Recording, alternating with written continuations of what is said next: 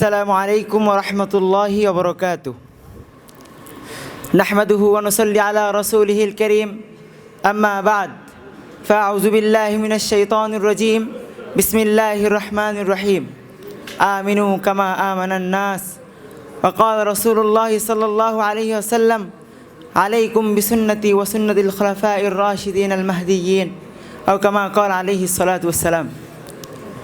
আন্নাদি ছাত্র পরিষদ কর্তৃক আয়োজিত চলিত সনের বার্ষিক হাফলার সম্মানিত সভাপতি, বিদগ্ধ পরিচালক, ন্যায়ের মানদণ্ড হাতে বিজ্ঞ বিচারক মণ্ডলী এবং আমার সামনে উপবিষ্ট এক ঝাঁক ইলমপ্রিয় ছাত্র ভাইয়েরা, সকলকে আমার অন্তরস্থল থেকে শুভেচ্ছা ও অভিনন্দন জানিয়ে আজকের বক্তৃতা প্রতিযোগিতা শুরু করছি।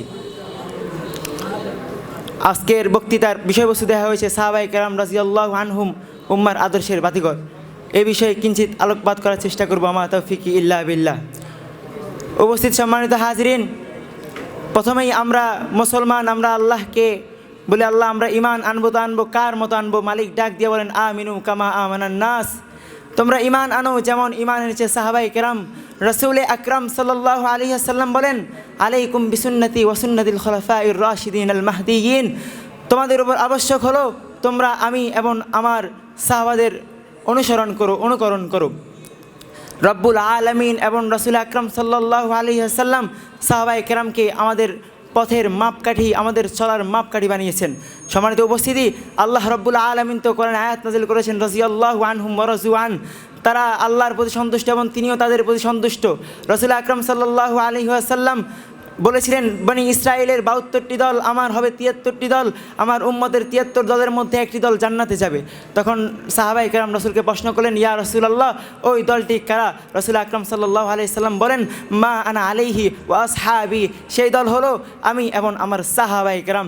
ওই সাহাবীদের প্রতি আল্লাহ এবং তার রাসূল এতটি সন্তুষ্ট কেন ছিলেন?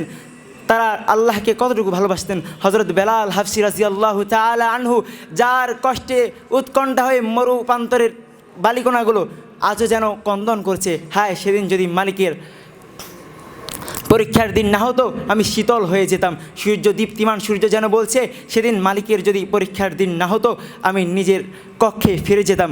মেঘমালাগুলো যেন বলছে সেদিন যদি মালিকের পরীক্ষার দিন না হতো আমি সূর্যকে আচ্ছন্ন করে নিতাম। হ্যাঁ, তিনি ছিলেন হযরত বেলাল রাদিয়াল্লাহু তাআলা আনহু, যার বুকে পাথর